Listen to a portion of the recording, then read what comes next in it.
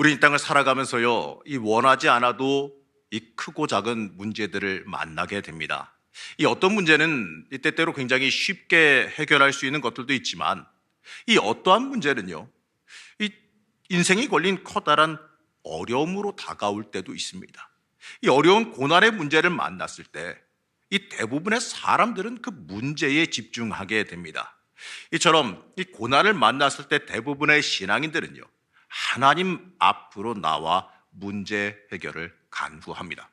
심지어 고난은요, 이 때때로 믿지 않는 사람들까지도요, 이 믿지 않는 사람들까지도 하나님 앞으로 나오게 만들어주는 능력을 주기도 합니다. 이 고난 자체가 우리의 인생을, 우리의 신앙을 절박하게 만들기 때문에 그렇습니다. 이처럼 우리가 이 어려움 만났을 때 우린 그 문제 해결을 간구합니다. 이거는 어떻게 보게 되면 당연한 일이지요. 이 고난과 어려움 만났을 때 그때 하나님 앞에 나오지 않는다면 그거는 진짜 답이 없는 일이기 때문에 이 고난과 어려움 중에 하나님 앞에 나오는 것은요, 어떻게 보게 되면 우리 신앙인들의 당연한 모습일 겁니다.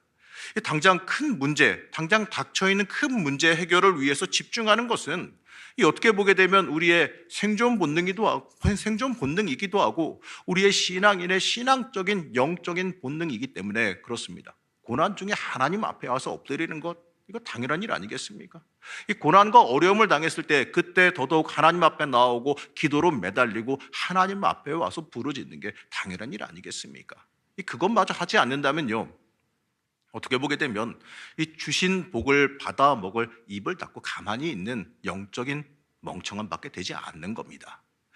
그런데요, 이 주님께서는 우리의 생각과 달리 희한하게도 말이죠, 우리의 문제보다 다른 것에 더 집중하시고 관심을 가지신다는 겁니다. 오늘 함께 읽은 이 말씀은요, 우리가 잘 알고 있는 이 시각장애인을 치유하신 기적 이야기입니다. 이 평행 본문에 따르게 되면 이 맹인이 누구냐면 맹인 바디메오, 이 맹인 바디메오를 치료하신 이야기로 더 잘 알려져 있는 이야기예요. 이 이야기는요, 굉장히 독특한 내용을 담고 있습니다. 단순히 병자를 치료하는 이야기이다 이렇게 말하기에는요, 예수님의 응답이 굉장히 독특하기 때문에 그렇습니다. 우리를 불쌍히 여겨 치료해달라는 그들의 요청에 좀 엉뚱한 대답이긴 합니다. 내 믿음이 너를 구원했다라고 대답을 합니다. 자, 그렇단 말이죠. 예수님께서 그들에게 이러한 응답을 하신 이유가 무엇이겠습니까? 그 이유는요, 이 문제 해결보다 더 중요한 게 그들에게 있기 때문에 그래요. 어쩌면 이 오늘 말씀을 통해서 우리에게 이렇게 말씀하실지도 모르겠습니다. 문제 해결만을 위해서 살 것이냐, 아니면 이 구원을 받기 위해서 살아갈 것이냐. 물론 예수님의 이 대답은요, 뭐라고 말씀하시냐면 너의 믿음이 너를 보게 만들었다, 이렇게 단순하게 해석할 수도 있을 거예요. 그런데 왜 예수님께서 굳이 이 문제 해결을 구할 때 구원에 대해서 굳이 언급하고 계실까요? 예수님께서 우리에게 이렇게 말씀하시는 거 아닐까요? 너의 문제 해결이 전부가 아니야. 그 문제 해결이 당장은 문제 해결로 끝날 수는 있겠지만 너의 영혼을 구원하지 못한다라는 것, 바로 이걸 말씀하시는 거 아니겠습니까? 오늘 말씀을 살펴보면서요, 우리의 인생을 통해 무엇에 집중하며 살아가야 되는지, 이 어떠한 삶을 살아가야 하는지 여기에 대해서 함께 깊게 살펴보려 합니다. 오늘 말씀에 등장하는 이 두 명의 시각장애인은요, 먼저 예수님을 돌아보겠습니다. 그들이 어떻게 했기에 예수님께서 그들을 주목하여 돌아보게 했는지 우리는 이 모습을 한번 살펴봐야 됩니다. 먼저 이들은요, 자신들이 할 수 있는 자리에서 충실했습니다. 자, 이들은요, 예수님께서 오시는 길가에 앉아서 구걸을 하였다라고 성경은 말합니다. 당시 히브리 사회에서 맹인은 물론 지금도 그러하지만 철저한 약자입니다. 앞이 보이지 않으니 할 수 있는 일은요, 그때 당시에는 사람들의 도움을 구하는 구걸밖에 없었습니다. 이것이 그들의 거의 유일한 일자리였습니다. 이들이 거리에 나와 앉은 것은요, 어떻게 보게 되면 주어진 그들의 삶의 자리에서 충실했던 겁니다. 이들이 그러했을 때에 예수께서 이 자신들의 근처로 지나간다는 소식을 듣게 됩니다. 이 맹인들은요, 눈으로 보지 못하니 뭐에 집중했을까요? 소리에 집중했겠지요. 사람들의 소문, 특히 예수께서 많은 병자를 치료하시고 치유하신 그 이야기, 이 고칠 수 없다고 여겨지던 그 병자들을 고친 이야기에 관심이 많았을 겁니다. 그 소문을 듣고 막연히 나에게도 그러한 기회, 예수님을 만날 수 있는 기회가 있었으면 좋겠다, 이런 생각을 했을 거예요. 그러니까요, 이들이 예수님이 오신다는 그 소리를 듣고 바로 반응할 수가 있었던 거죠. 우리도요, 우리에게 주어진 그 삶의 자리, 우리가 살아가는 일상의 자리에서 충실하게 살아갈 때에 이 주님께서 주시는 기회도 우리가 붙잡을 수 있음을 잊지 마시기 바랍니다. 주님은요, 특별하게 산에 올라가서야 만나는 거 아니고 아주 특별한 자리에서 만나는 게 아니라 여러분이 살아가는 그 삶의 자리, 그 자리에서 충실하게 하나님의 사람으로 역할을 감당하며 살아갈 때 그 자리에서 주님을 만날 수 있는 겁니다. 주님은 우리의 삶의 자리에 찾아와 주시기 때문에 그렇습니다. 두 번째는요, 이들은 간절히 부르짖었습니다. 이들의 두 번째 반응은 예수님이 지나가신다라는 소리를 듣자마자 있는 힘껏 소리를 질러 부르짖었습니다. 언젠가 제가 이 다큐멘터리를 보는 걸 좀 좋아해서 새에 대해서 나오는 다큐멘터리를 본 적이 있는데요, 어미새가 먹이를 물어오자 둥지는 난리가 납니다. 서로 먹이를 먹겠다라고 난리가 나요. 가만히 보니까요, 더 크게 입을 벌리고 간절히 몸부림치는, 어떻게 보게 되면 더 날뛰고 있는 새가, 그 아기 새가 더 많이 먹더라 이거죠. 이런 생각을 한번 해봤습니다. 하나님 앞에서 우리도 똑같지 않나? 하나님 앞에 간절히 부르짖어야 되겠지 않나? 이러한 생각을 한번 해봤어요. 이 어려운 문제를 만나면 우리는 하나님 앞에 간절히 부르짖어야 됩니다. 오늘 말씀에서 보게 되면 이 맹인들 얼마나 간절히 부르짖었겠습니까? 이 때때로 이제 교회에서 사역을 하다 보게 되면 이 새벽 예배나 이럴 때 안 나오시던 분들이 나올 때가 간혹 있습니다. 그러면은 목사들은 대번에 알죠. 뭔 일이 생겼구나.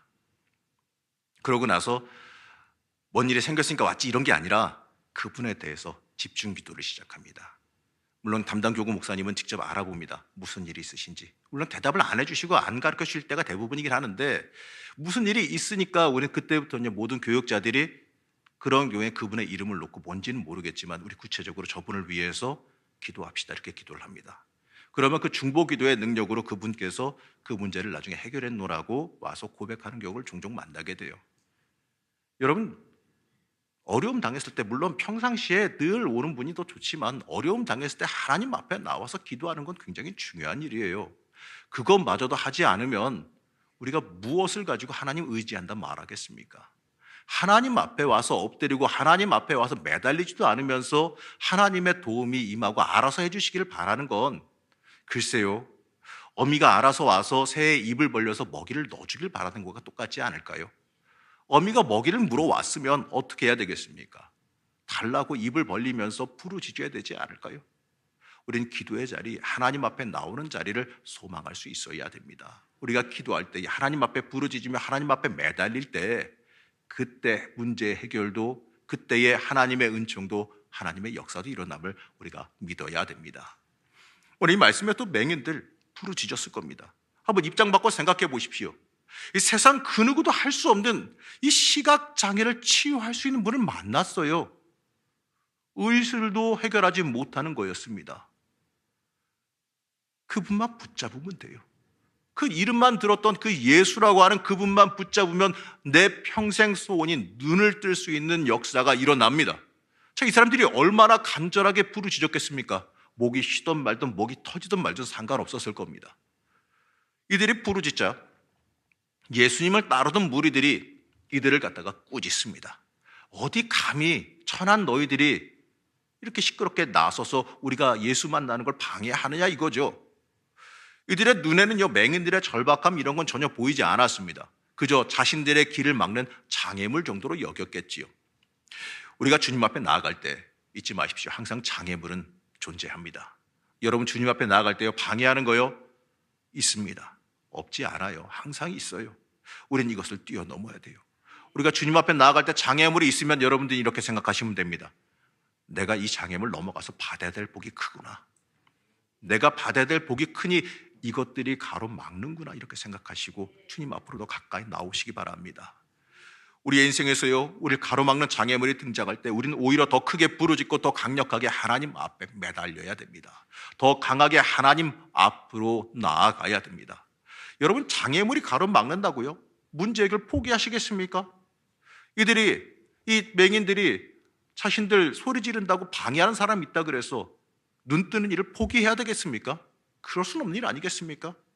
해결하실 분이 내 앞에 있는데 장애물 따위가 있다고 해서 그걸 포기할 수는 없는 일이겠지요. 오늘 말씀에서 맹인들은 더 크게 소리 질렀습니다. 이렇게 여러분 간절히 기도할 때 주님께서는 응답하심을 믿으시기 바랍니다. 물론 응답은요, 내가 꼭 원하는 것이 이루어진 것만은 아니겠지요. 주님께서 부르짖음에 움직이신다는 것, 여러분 그 자체만으로도 응답으로 믿으시기 바랍니다. 이 응답의 방향은 하나님께 달려 있습니다. 문제 해결도 하나님의 방법으로 해결되는 것이 내 인생의 가장 복되다라는 것을 잊지 말아야 됩니다. 때때로 하나님께서 응답하시는 게 내가 원하지 않는 방향으로 갈 때도 있어요. 당장은 서운하기도 합니다. 하나님, 그게 아니라 이게 나한테 이득이 될 것 같은데 왜 이쪽으로 이끌어 가십니까? 이럴 때도 있습니다. 그러나 시간이 지나고 깨닫게 돼요. 하나님의 방법이 옳았구나. 하나님의 길이 옳았고 하나님께서 이끌어 가신 그 길이 더 복된 길이었구나. 우리가 이걸 깨닫게 될 겁니다. 우리는 오늘의 말씀에 이 맹인들처럼 이걸 믿어야 됩니다. 우리 어려운 문제 하나님께 달려 있음을 믿어야 됩니다. 세상 그 무엇도 해결하지 못하는 것을 하나님께서는 해결하실 수가 있습니다. 우리의 삶의 자리에서 충실하며 하나님 앞에 간절히 부르짖으며 매달릴 때 하나님께서 우리를 돌아보셔서 하나님의 뜻에 맞게 움직이시는 놀라운 은혜가 우리의 인생에 함께할 것을 우리는 믿어야 됩니다. 그리고 이들은 부르짖을 때요, 겉옷도 벗어 던지고 뛰어갔어요. 예수님께서 이들의 부르짖음을 들으시고 멈추셔서 이들을 부르셨습니다.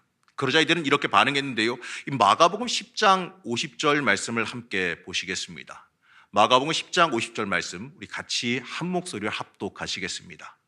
맹인이 겉옷을 내버리고 뛰어 일어나 예수께 나아오거늘. 이 부르실 때 반응은 이들은 즉각 반응이었죠. 겉옷 챙길 것도 없었어요. 자기 물건들 아마 있었을 겁니다. 이 맹인들이 자기 물건들 놔두고 안 들고 다른 데 갔다가 다시 그걸 찾으러 오긴 너무 어려운 일이겠지요. 놓고 가면 잊어버리는 거예요. 그들이요, 겉옷 이것까지도 그냥 뭐 걸리는 거 다 그냥 집어 던지고 그냥 주님이 부르시니까 그냥 뛰어간 겁니다. 여러분, 겉옷이요, 이들에게 굉장히 중요한 재산이에요. 이 중동의 기후는 낮과 밤 온도차가 심한데 이들에게 겉옷은 생존에게 굉장히 중요한 역할을 하는 겁니다. 그런데 주님께서 부르시자 그것마저도 중요하게 여기지 않고 그냥 뛰어나갔습니다. 이들에게는요, 예수님 만나는 게 자신의 소유보다도 자신의 물건보다도 더 중요했기 때문에 그래요. 여러분, 이건 우선순위의 문제입니다. 이들의 이러한 모습에서 우리가 정말 많은 걸 배워야 됩니다. 이 주님 앞에 나아갈 때 여러분 무언가를 따질려 드십니까? 부르실 때 급한 건 내가 원하는 건 먼저 하고 그 다음에 따르겠다라고 해서는 안 되는 일이에요. 여러분, 주님께서 여러분들 부르시고 사용하시겠다고 하면요, 그게 가장 먼저입니다. 예수님 만나고 변화한 사람은 무엇이 중요하고 더 무엇이 우선인지를 명확하게 알아야 됩니다. 그것이 응답받을 만한 신앙인의 바른 모습이기 때문에 그렇습니다. 지금까지 맹인들이 예수님 앞에서 행한 그 반응들을 살펴봤습니다.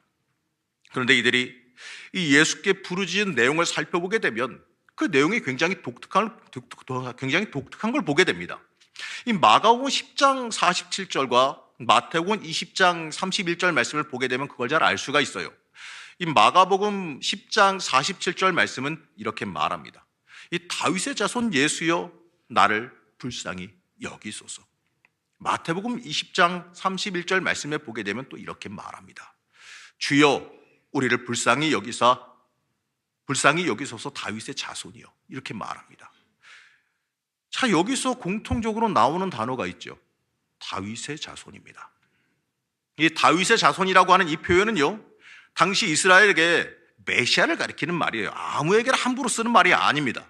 이 구약에서 예언되어 오실 왕, 이 메시아는요, 다윗의 자손으로 오시리라 이렇게 말하기 때문에 그래요. 그렇기 때문에 이 명칭은 함부로 아무에게나 쓸 수 있는 말이 아닙니다. 이들이 이 명칭을 사용한 건 굉장히 중요한 의미예요. 이들은요, 랍비여 우리를 치료하여 주소서, 선생님 우리를 치료하여 주소서, 우리를 불쌍히 여기고 돌아봐 주소서, 선지자여 우리를 치료하여 주소서, 아니 이렇게도 틀림없이 말할 수가 있었어요. 그리고 어떻게 보게 되면 그게 맞을 수도 있습니다. 그런데 이들이요, 무엇이라고 말했냐? 굳이 다윗의 자손이라 외칩니다. 이 외침은요, 여러분들 한번 생각해 보십시오. 일종의 신앙 고백입니다. 예수님께서 세상을 구원하실 메시아이심을 고백하는 신앙 고백입니다. 이 세상을 구원하실 메시아께서 우리를 고쳐달라고 하는 그 고백입니다. 이어서 이들은 뭐라고 말하느냐? 불쌍히 여기소서라고 말합니다. 이 말은 이 소경이 되어 살아가는 우리를 불쌍히 여겨 고쳐달라고 하는 그 외침으로 읽어야 됩니다. 그냥 절박함의 표현 같고 이 문제 해결의 몸부림 같지요? 그런데 자세히 보게 되면 이 또한 단순한 울부짖음이 아닙니다. 이 헬라어 원어로 보게 되면 우리를 불쌍히 여기소서 이 부분은 이 엘레손 헤마스라고 하는 말입니다. 이스라엘이 지배하던 이 헬라 문화, 이 공용어가 헬라어니까 당연히 신약 성경은 이 헬라어로 기록되어져 있지요. 하지만 예수님 당시 이스라엘이 사용하던 그 언어는 히브리어와 아람어입니다. 그렇기 때문에 우리는 이 해당하는 히브리어 표현에 대해서도 함께 살펴봐야 돼요. 우리가 성경 중에 70인역이라고 하는 성경이 있습니다. 이 셉투아진트라고 하는 성경인데 이 성경은요, 이 구약 성경 전체를 갖다가 헬라어로서 기록한 성경입니다. 그러면 이걸 통해서 뭘 알 수 있냐면 히브리어 성경과 매치해서 이 헬라어의 표현을 가지고 구약에 어떤 단어와 매치되는지를 알 수 있어서 신약에서 말하는 그 기록들이, 신약에 기록되어 있는 헬라어로 기록되어 있는 그 기록 내용들이 과거 구약의 히브리어의 어떤 표현과 매칭이 되는 거를 우리가 알 수가 있어요. 그래서 보게 되면 이 엘레손, 이 불쌍히 여기다 이 말은 이 구약에서 말하는 헤세드의 번역어입니다. 이 구약에서 여러분 헤세드는요 굉장히 중요한 말입니다.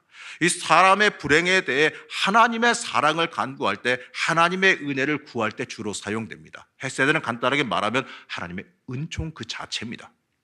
이 신약에서도요, 이 엘레손도요, 이 메시아적인 신적 자비와 은혜를 구할 때 사용되는 단어입니다.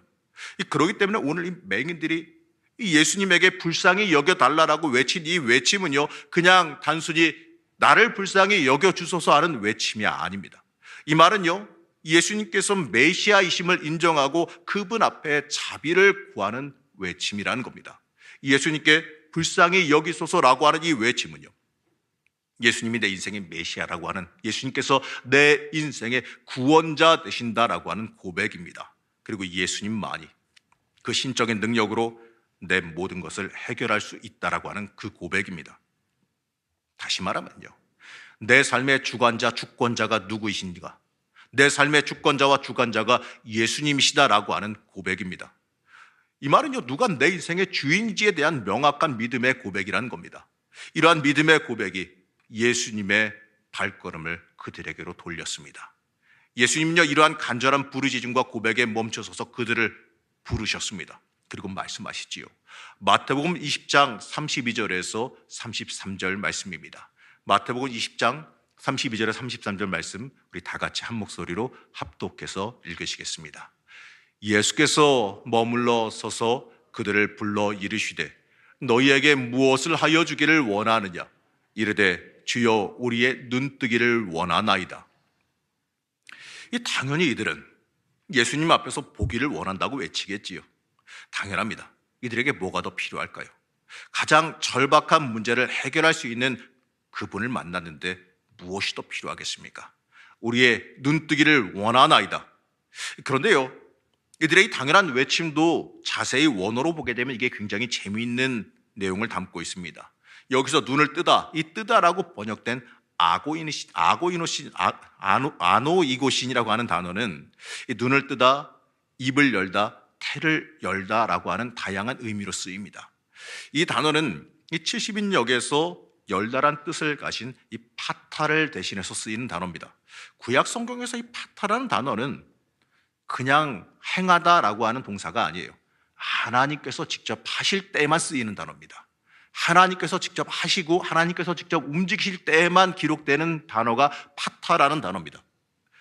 사람이 할 수 없고 하나님만이 할 수 있는 그 행위를 할 때, 신적인 행위를 할 때 쓰이는 단어입니다.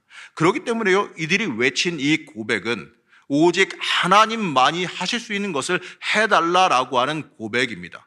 다시 말하면 예수님은 신적인 능력, 바로 하나님의 권능으로 우리를 고치실 분이십니다 라고 하는 고백이에요. 믿음의 고백입니다. 간단하게 말하면 예수님이 메시아라고 하는 고백입니다. 어찌 보면 이 맹인들은요, 처음부터 끝까지 지독하게도 꾸준하게도 예수님께 그냥 살려달라, 눈뜨게 해달라는 고백이 아니라 신앙 고백을 하고 있는 겁니다. 결론적으로 이들의 고백, 이 메시아이신 예수님께 우리를 구원하신다는 이 고백이 그들을 구원하게 된 겁니다. 여러분, 우리는 이들을 보면서 이러한 생각을 한번 해봐야 돼요. 여러분, 우리는 주님 앞에 무엇을 외치며 살아가십니까? 여러분, 무엇을 고백하며 이 땅을 살아가고 계십니까? 우리에게 무엇을 원하느냐라고 물어보실 때 여러분 무엇이라고 대답하시겠습니까? 주님께서 여러분 만나서 무엇을 원하느냐라고 물어보실 때 여러분 무엇을 원한다고 대답하시겠습니까? 단순히 내 문제 해결만 원하시겠습니까? 아니면 내 구원자이신 주님을 깊게 진정으로 만나기를 원하시겠습니까? 누누이 말씀드렸죠? 간구하지 말라는 이야기가 아니에요. 간구의 목적을 어떻게 하느냐의 문제라는 겁니다. 우리도 이들처럼요, 내 인생의 문제 해결, 그 단순한 그 해결에만 집중할 것이 아니라 하나님의 권능을 보기 원한다라는 고백이 우리에게 있어야 됩니다. 여러분, 누누이 말씀드리지만 이 땅에서 살아가면서 무엇인가 간구하실 때 그 목적을 바르게 하라 그랬지요. 공부할 때에도 하나님, 내가 이 공부함으로 인하여서 내가 하나님께 쓰임받기를 원합니다. 이러한 고백이 우리에게 있어야 돼요. 그러기 위해서 나에게 필요한 하늘의 지혜를 달라고 기도할 수 있어야 되고, 또 하나님, 이 병을 고쳐주시옵소서 할 때도요, 하나님, 이걸 고침받아서 내가 하나님께 쓰임받기를 원합니다. 이 육신을 하나님께 드리며 쓰임받기를 원합니다라는 고백이 있을 때 기적의 역사가 일어나는 겁니다.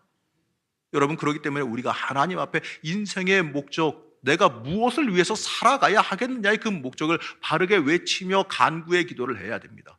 그럴 때 하나님의 역사, 응답의 역사, 해결의 역사가 임할 줄로 믿으시기 바랍니다. 이제 예수님께서 이들을 치유하신 내용을 좀 더 살펴보겠습니다. 이 공간복음서에서요, 이 기적 이야기를 두고 좀 약간 다르게 기록해요. 이 치유의 부분도 이 서로 중요하게 여기는 관점에 따라서 달리 기록하고 있는데, 이걸 통해서요, 우린 예수님께서 이들에게 어떻게 치유하셨는지를 좀 여러 가지 방향으로 함께 볼 수가 있습니다. 먼저 마태복음은 이 자비로운 마음으로 맹인의 눈을 어루만져서 치유하신 행위에 주목합니다. 유대인들은 이 장애인을 갖다가 이 부정한 사람으로 여겼기 때문에 이 시각장애인의 눈은요, 좀 태어나면서부터 사람들의 손에 외면당하는 신체 부위가 됐을 겁니다. 사람들이 그를 가까이 하지 않았어요. 그 눈 때문에. 그러한 의미에서요, 이들의 눈은 육체적인 장애와 함께 마음의 상처와 이 사회적으로 소외된 외로움의 상징 같았을 겁니다. 예수님은 말씀 한마디만 가지고도요, 치료하실 수 있을 겁니다. 그냥 눈 떠라 하면 눈 뜰 겁니다. 그런데도 불구하고 그렇게 하지 아니하시고 일부러 직접 그 눈을 만지심으로 그들을 눈을 뜨게 하셨습니다. 그 이유가 무엇일까요? 그들의 상처, 그들의 소외받은 그 눈, 그 원인을 아시고 그 원인을 어루만져 주신 겁니다. 예수님은 눈앞에 보이는 문제, 그걸 넘어서서요, 그 인생의 근본적인 아픔을 보시고 위로하길 원하셨습니다. 그래서 우리는 예수님 앞에 나와야 돼요. 예수 앞에 나오면 모든 것이 해결된다라고 하는 게 바로 그래서 그런 겁니다. 그래서 우리는 예수 앞에 모든 문제를 내어 맡겨야 됩니다. 이 치유하시는 하나님이 우리의 근본적인 마음의 문제, 심령의 문제까지도 함께 치유하시기 때문에 그렇습니다. 여러분은 이것을 믿어야 됩니다. 마가복음은 그들이 즉시 고침을 받고 자유해졌다에 주목합니다. 당시의 시대적인 배경과 시각장애인의 특성상 이 다른 사람의 도움이 없이는요, 아무것도 할 수가 없었을 거예요. 집에서 나와서 구걸하러 나올 때도요, 누가 도와주지 않으면, 지금처럼 바닥에 뭐 점자 표시가 있는 것도 아니고, 누가 데려다 주지 않으면 나오기도 어려웠을 거예요. 그렇기 때문에 스스로 자유하게 무엇인가 할 수 있는 게 없었을 겁니다. 그러한 그들을 즉각적으로 자유하게 하셨다라고 표현합니다. 주님을 만나 치유와 회복을 경험하게 되면요, 나를 속박하고 나를 억압하던 그 모든 것에서 자유하게 된다는 것을 우리에게 말씀해 주시는 겁니다. 우리는 이것을 믿어야 됩니다. 누가복음은요, 누가가 의사인 관계로 완전히 치유되었다 거기에 주목합니다. 눈이 완전히 치유되어 잘 보게 되었다에 주목하는 거죠.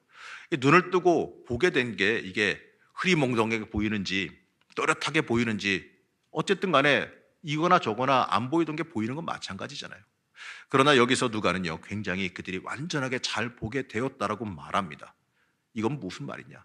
이 주님께서 치유하시면 완전한 치료가 임한다라는 거예요. 주님께서 역사하시면 어설프게 되는 게 아니라 완벽하게 완전하게 가장 좋게 된다는 걸 우리가 믿어야 되는 겁니다. 이처럼 예수님의 회복은 완벽합니다. 그렇기 때문에 주님 앞에 나올 때에 그가 인도하시며 완전하게 하시는 분임을 우리가 믿고 고백할 수 있어야 됩니다. 이처럼 이들의 치료를 살펴보면서 우리가 잊지 말아야 될 것이 하나 있어요.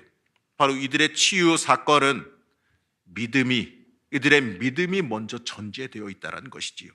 이 구주 예수를 믿고 고백할 때 들으시고 응답하셨습니다. 우리도요, 이 구주 예수를 믿고 고백할 때 그가 들으신다는 그 사실을 잊지 말아야 됩니다. 여러분, 응답은 믿음이 필요합니다.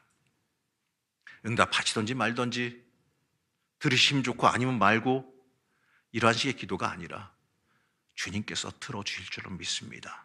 주님께서 응답하실 줄로 믿습니다. 주님만이 해결하실 수 있습니다. 이렇게 간절히 붙잡고 매달릴 때 그때 응답의 역사가 임할 줄로 믿으시기 바랍니다. 마가복음에서 예수님이 이렇게 말씀하십니다. 내 믿음이 너를 구원하였다. 믿음은요, 구원의 능력이 우리에게 임하게 만들어요. 믿음이 구원을 불러오는 것이 아니라 이미 주신 것을 내가 받아 먹게 만들어 준다라는 겁니다. 내가 믿는다는 행위요, 뭔가 이루어낸다 이것이 아니라 주신 것을 받아 먹는 행위라는 것을 깨달아야 됩니다. 믿음은 우리의 입을 열어 먹는 행위예요. 우리에게 주시는 은혜를 받아 먹어야 됩니다. 여러분, 여러분에게 이미 다 복이 임한 줄로 믿으시기 바랍니다. 주님이 주시는 은총이요, 쏟아지는 비처럼 여러분의 인생에 이미 다 내리고 있어요. 중요한 거는 여러분들께서 그걸 받아 먹느냐 받아 먹지 못하느냐에 달려있다는 겁니다. 주님은 지금도 여러분 복 주시길 원합니다. 주님은 지금도 여러분들에게 문제를 해결해 주시길 원하고, 지금도 여러분과 함께 동행하시며 하나님의 역사와 하나님의 권능이 여러분들에게 임하게 만드시기를 원하십니다. 중요한 건 여러분이 받아 먹지 않는 게 문제입니다. 주님 앞에 나와 입을 벌리고 받아 먹어야 되는데 받아 먹지 않으니 그게 문제가 된다는 거예요. 여러분, 이들이 치유받은 거는 주님 앞에 나와 부르짖었기 때문입니다. 주님 앞에 나와 부르짖어서 자신들에게 주어질 복을 받아 먹은 겁니다. 여러분, 우리가 믿음으로 우리의 인생의 주인이 누구인지, 누가 우리의 구원자이신지를 고백해야 됩니다. 그렇게 고백할 때에 우리에게 놀라운 치유의 역사, 해결의 역사, 구원의 역사가 일어난다는 것을 믿어야 됩니다. 우리는 문제 앞에서요, 문제만 바라볼 것이 아니라 문제보다 더 크신 하나님을 바라봐야 돼요. 문제의 해결자 되시는 하나님을 바라봐야 됩니다. 우리의 구세주이신 예수를 깊이 바라보며 그의 은혜를 간구하고 갈망할 수 있어야 됩니다. 이 공간복음 전체가 이들이 치유받은 이후에 어떻게 행동했나, 이거를 굉장히 똑같이 기록하고 있어요. 오늘 34절 말씀인데요, 오늘 34절 말씀을 우리 다 같이 한 목소리로 합독하겠습니다. 34절 말씀입니다. 예수께서 불쌍히 여기사 그들의 눈을 만지시니 곧 보게 되어 그들이 예수를 따르니라. 마지막에 뭐라 그랬죠?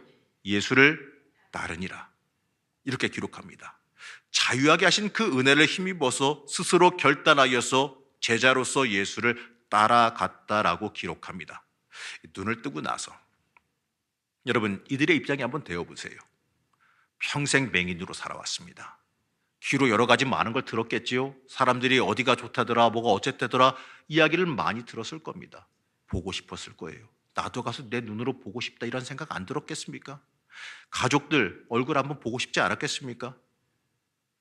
눈을 뜨면요, 이들이 하고 싶은 게 정말 많았을 거예요. 가서 보고 싶을 게 많았을 겁니다. 그런데 이들이요, 눈을 뜨자 성경은 기록합니다. 망설임 없이 예수를 그 길에서 따라갔다라고 말합니다. 여러분, 이 사람들이 살아간 삶이요, 이게 바로 제자로서 살아간 제자도의 삶이라는 겁니다. 예수께 은혜 입고 그를 따라 살아가기로 결단한 삶이 제자도의 삶이라는 겁니다. 신앙인에게 중요한 건요, 이 치유와 문제 해결 위에 어떻게 살아갈 것이냐 이겁니다. 은혜 받고 해결받은 이후에 어떻게 살아갈 거냐 이거예요. 누구나 문제 앞에서는 다들 절박하지요. 고통 앞에서는 철저히 매달립니다. 그런데 문제는요, 문제가 해결된 이후에는요, 다 똑같지가 않다는 거예요. 대부분 자신이 하고 싶은 일을 원하는 욕망을 찾아 떠나가지요. 문제가 해결되었으니 그것을 누리러 세상으로 나아갑니다. 이것만 누리고 이것만 하면 돌아오겠다고 가지요. 어떤 경우에는 다시 문제가 생기기 전에 돌아오지도 않아요. 어떤 경우에는 이러죠. 하나님, 이거 해결해 주시면 내가 하나님께 쓰임 받겠습니다. 이렇게 기도해서 응답받고 하나님께 응답받고 일을 할 수 있게 되고 뭔가 하게 됩니다. 그리고 나서는요, 나중엔 이래요. 하나님 너무 바빠서요. 바빠서 나중에 기도할게요. 나중에 할게요. 그러면 이러실지도 모르겠죠. 그래, 안 되겠다. 네가 주객이 전도됐으니 다시 한가하게 만들어서 기도를 하게 해야겠구나. 이러시면 어떡하시려고 그럽니까? 중요한 건요, 하나님 앞에 내가 응답받았으면 그거에 맞게 누리고 쓸 수 있는 합당한 사람, 믿음의 그릇이 커진 사람으로 살아갈 수 있어야 된다는 거예요. 성도는 문제 해결만을 위해서 살아가는 게 아닙니다. 문제에만 집중하는 삶을 살아가서는 안 됩니다. 거듭난 사람은 그에 맞는 삶을 살아갈 수 있어야 됩니다. 왜 다시 과거로 돌아가려고 그러세요? 오늘 말씀에 등장하는 맹인들은요, 한치의 망설임도 없이 예수를 따라갔습니다. 그리고 제자로서 살아갔습니다. 저는 궁금해서 이 맹인 바디메오가 어떠한 삶을 살아갔나 궁금해서요, 여러 가지 자료를 좀 뒤져봤습니다. 전승도 찾아보고 또 외국 서적들도 찾아보고 또 카톨릭 자료도 찾아보고 했는데 참 아쉽게도요, 거기에 대한 기록은 존재하지는 않더라고요. 하지만 그가 그의 유일한 재산인 겉옷도 벗어두고 예수께 뛰어가는 모습, 그리고 즉각적으로 예수를 따라갔던 모습을 보게 되면 아마도 그가 평생 예수를 따르며 그의 제자로 살아가지 않았을까 추정해 봅니다. 사랑하는 성도 여러분, 오늘 맹인들이 외친 그 외침, 불쌍히 여기소서, 이 고백을 잊지 마시기 바랍니다. 이 고백은요, 이 시대에 우리가 행해야 되는 올바른 신앙 고백입니다. 예수님이 내 인생의 메시아라는 고백, 헤세드, 바로 하나님의 그 은총과 사랑을 바라는 그 고백을 우리가 행해야 됩니다. 오직 예수라는 고백을 우리가 외치며 살아갈 수 있어야 됩니다. 내가 변화되어 예수님이 내 인생의 생명되어 살아가야 한다는 이 고백을 우리는 외칠 수 있어야 됩니다. 여러분, 지금 우리가 사순절을 살아갑니다. 주님의 그 사랑을, 우리를 위해 십자가에 달리신 그 은총과 사랑을 우리가 고백하며 살아가야 됩니다. 내 죄 때문에 주님께서 내 죄의 문제를 해결해 주시고 내가 하나님과 그 막힌 담이 해결되게 해주시기 위해서 주님께서 십자가의 고통을 감당하셨습니다. 그렇기 때문에 우리는요, 더더욱이 우리 주님 앞에 이렇게 외쳐야 됩니다. 주여, 우리를 불쌍히 여겨주소서. 이게 우리의 고백이 돼야 됩니다. 여러분, 같이 한번 따라해 보겠습니다. 주여, 우리를 불쌍히 여기소서. 여러분, 이 고백이 우리의 영적인 고백이 되어야 될 줄로 믿습니다. 주님 앞에 주여, 나를 불쌍히 여겨주소서. 나의 부족함과 나의 연약함을 불쌍히 여겨주소서. 나를 돌아봐 주시고 나를 불쌍히 여겨주시옵소서. 이러한 고백이 이번 한 주간 살아가면서 우리가 해야 될 고백인 줄로 믿습니다. 내 죄를 사하시고 나를 구원하신 예수님을 향해 당신이 내 주인이심을 철저히 고백하시기 바랍니다. 그리고 주인 앞에 내 인생을 내어 맡기며 내려놓으시기 바랍니다. 이 땅에서 인간적인 문제 해결에 집중하지 마시기 바랍니다. 내 유익을 위한 그 문제 해결을 바라던 세상 중심에 우리를 내려놓으시고 이 주님의 영광을 위해 살아가길 위해 결단하는 삶으로 변화하시기 바랍니다. 그럴 때 여러분, 이 맹인들이 경험했던 놀라운 기적과 이적, 성경에 나오는 맹인들, 특별한 사람들에게만 일어나는 기적이 아니라 바로 이 땅을 그리스도인으로 살아가는 여러분들의 삶에도 임하는 기적이 될 줄로 믿습니다. 주님 앞에 주여, 우리를 불쌍히 여기소서 고백하며 이번 한 주간도 주님께서 주시는 복을 받아 누리며 주님과 깊게 만나는 주의 자녀들 되시기를 시간 간절히 축복합니다.